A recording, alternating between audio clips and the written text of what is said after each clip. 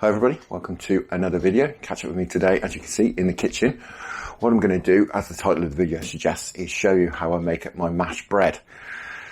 Now, I've had several messages on social media and sort of met up with a few people as well who've struggled a little bit with the consistency of mashed bread or how to get it exactly right. Now, I myself, I use two different consistencies mashed bread. I use a very stiff mix when I'm legering, when I'm feeder fishing, when I want the bread to get to the bottom, then break up. And I use a very sloppy mix when I'm trotting, because I want a big cloud in through the water column, few larger particles, which is the reason for using mashed bread. Perhaps I should touch on that a little bit.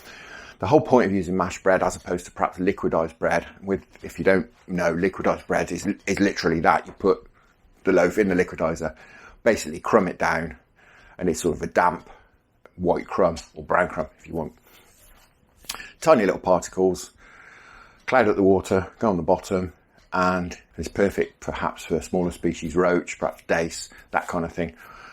My mashed bread really primarily is targeting chub and perhaps the odd bigger roach, but mainly chub. So what I want is the cloud, if you like, of tiny little particles that will cloud up, almost make the water milky, but also I want some bigger lumps in there that will replicate the flake that I'm going to put on the hook. That's the idea. So that's the reason for using mashed bread. Now, you don't want to spend any money really on bread that you're going to be chucking in the river. I'll just use this stuff from Tesco's. This is 39p a loaf. Now, probably a loaf will last me in the region of hour and a half, 2 hours, I reckon, something like that. I usually take two with me just in case they're really having it and you have to get the feed in, or perhaps they're really not having it and you need to get some feed in to get them going. But yeah, I usually take a couple of loaves with me mashed up, and I'm going to show you now how to mash it up. I usually do this at home. Well, I always do it at home, to be honest, because it's much easier. Stick it in the fridge, and then if you've got some left, stick it in the freezer. All you've got to do is chuck it in the freezer and it'll keep till the next trip. Defrost it and away you go again. It's as good as new. And I do prefer this. I've probably mentioned it in videos over on the main channel, but this does tend, certainly in the colder months, it tends to pick out the bigger fish. You don't get troubled with smaller fish. Perhaps you're targeting chub. You don't want to catch little roach or dace or minnows even. Whereas if you fish maggots, you're perhaps going to get more trouble, get more maggots from smaller fish. But the idea is this will target your bigger fish, and it's much cheaper as well. I mean, a pint of maggots is over £3, isn't it? And these, you can get 10 loaves for £3.90, which will do you, well, it'll certainly do me perhaps 5 sessions. You know, and a pint of maggots, what's going to last you if you're trickling it in, maybe hour and a half, something like that. So yeah, I do prefer fishing mashed bread when I can. Obviously, maggots have their place when you're perhaps doing a bit of roach fishing. I'm going to be doing a bit of roach fishing later in the week myself. Maggots are going to be the way to go, or perhaps bread punch. But I shall use ground bait that day, get a bit of smell in the water, because where I'm going is 11, 12 foot deep. We want to get right to the bottom and get some smell around the bottom. Anyway, I'm digressing. I'll show you how to prepare this for both stiff mix and wet mix. Now, what I've got here, as you can see, is a couple of bowls. A washing up bowl, which doesn't actually fit in the sink, so that's quality, isn't it? But this is from a previous house. And we've also got a bowl, so one for mixing and one for soaking in. Simple as that, really. So what I'm going to do is, I'll use this one so you can see what's going on. I'm just going to put a bit of water in here. It is very simple, this. Consistency can be a bit tricky, but it is very simple to do. All we're going to do,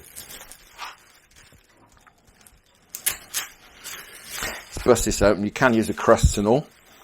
I tend to do 2 slices at a time, but you'll need to get a feel for this. You can see all right. Let's point you down a bit. You don't be looking at me at this point. What I tend to do is a couple of slices at once. Just dunk them in like that. And this is why I do it on the training board. And that's it. Let them drip off. Obviously, if you've got slightly drier bread, slightly staler bread, you'll have to give it a bit more of a soak. But that's it. For a sloppy mix, this is how I do it. A couple of slices, just get a bit of air out, I don't want to absolutely saturate it.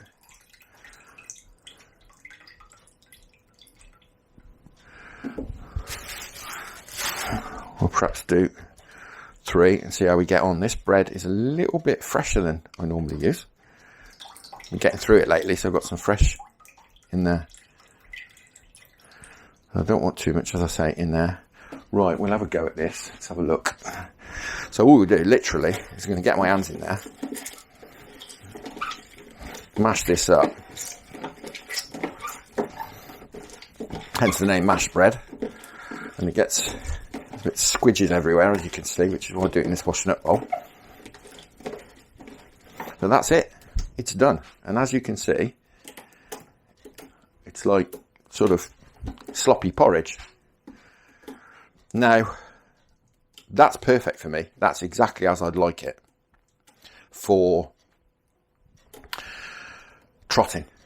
That will cloud up beautifully in the water. We'll have a look at this in a minute. We'll get it in a pot and have a look exactly how it clouds up. But that's what I want. As you can probably see, there's some bigger lumps in there. There's some bits of crust in there, but it'll cloud up lovely, that will. That is my sloppy mix. We'll get that up the corner there. See, it's not, you'll probably see better if I shove it up there.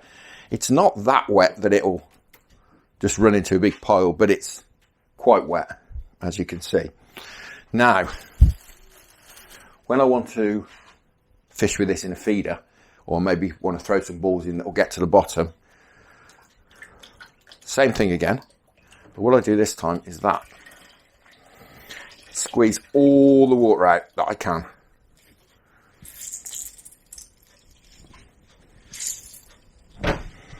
I'll do a couple of these.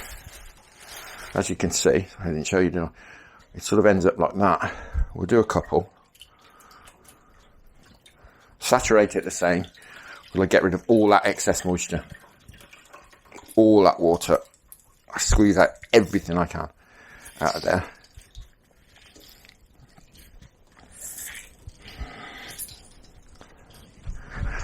What we'll do, we'll get rid of that water.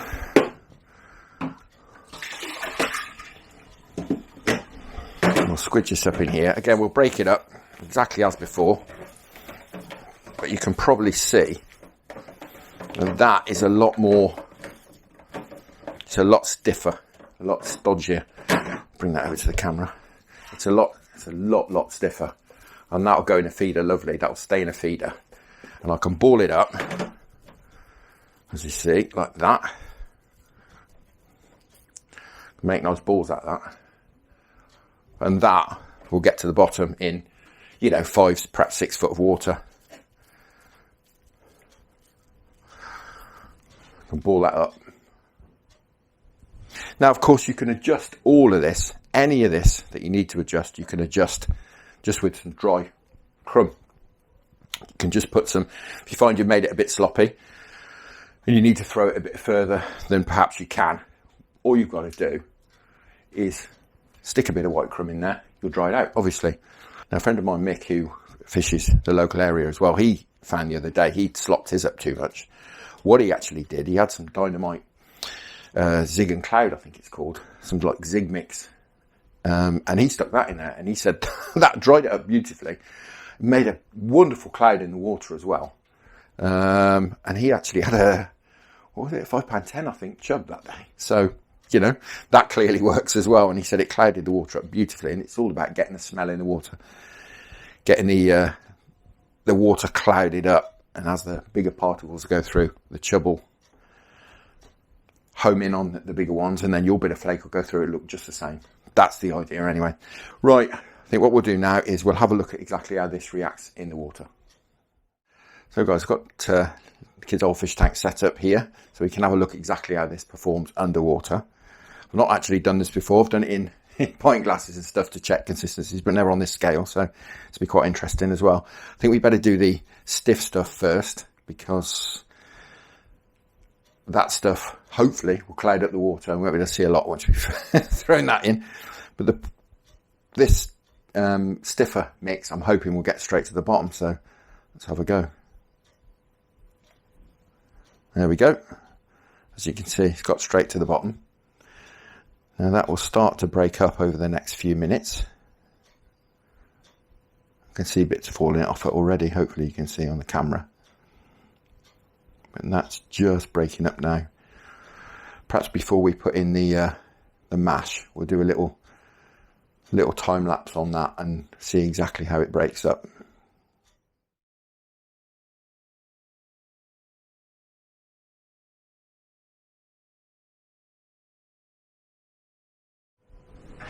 Now, interestingly, as you can see, we've got a piece of crust that's actually just broken off and floated upwards.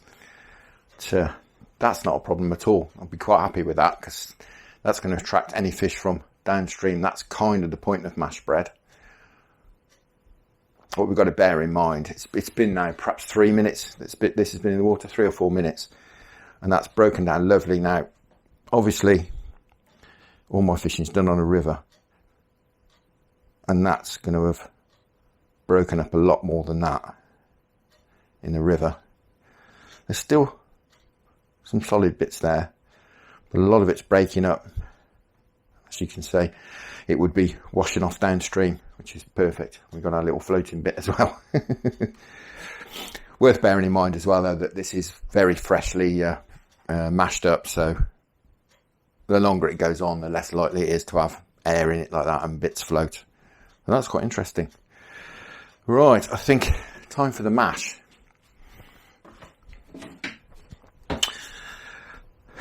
A sloppy mash, I should say. And as you can see, you can probably see there, it's very wet. It's very wet. Some of the liquid's coming out. I mean, you could pour some of that off if you wanted. It's all about how far you've got to throw it, really. That's the main thing with the sloppy stuff. But hopefully, we should be able to see what this does in the water. Let's slop that in. There we go. Now that's perfect. That's just what we want. Bigger bits, smaller bits, clouding up the water. Again, we've got a floater. Well, that's what you get with your sloppy stuff. Again, you've got to imagine the current is washing that downstream. It doesn't drop nearly as quickly as that when it's in the river. Let's just put one more in. There we go. Let's put it a bit closer to the front so we can see it better. But you can see how that's clouding the water up. That's what you want when you're trotting. That's perfect. We've got a couple of floaty bits, just bits of crust. Again, not overly concerned about that. They'll be washing off downstream. And it may even find you some chub, because even in the winter, the chub will take off the top. And if they see some of those, and it's happened to me in the past, I've been roaming down a river and it got me a cracking session once, to be honest. I was really, really, really struggling. Throwing mash into a few swims. I ended up with a few floating bits like this. Some chub took off the top. It was only perhaps December. Some chub took off the top and started trotting. And I had a bite of chuck for about 3/4 of an hour. Nothing huge. Biggest was about 1.5 pounds. And I was catching lots of chublets like this, but it was literally a bite of chuck. I must have caught 20 or 30 chub in 3/4 of an hour on a day when I'd fished perhaps 8 swims and caught nothing. So don't worry at all about those floating bits. They might even put you onto some fish. I can't resist having one more go in. This is very interesting. But you can see how cloudy that water's gone now with this mash. All those bits, it's what you want, the slightly bigger bits in there. Replicates your flake. Your flake goes through, looks just like that. That's been very interesting for me, to be honest. I hope you guys have found that interesting as well. It's something, as I say, which I've been asked about several times on social media, and I just wanted to make a little video of how I do it. Hard and soft, that's what you need to know, and that's how I mix it, and it's as simple as that.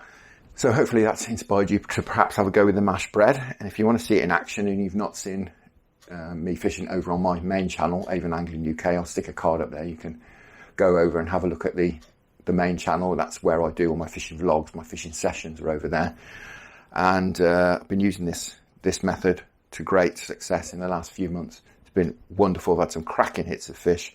But for now, thank you very much for watching. I really hope you enjoyed that, and I hope you get something useful from it as well. And hopefully it will catch you a few fish. Tight lines, enjoy your own angling. Many thanks to the channel patrons for your fantastic support, and I'll see you all again very soon.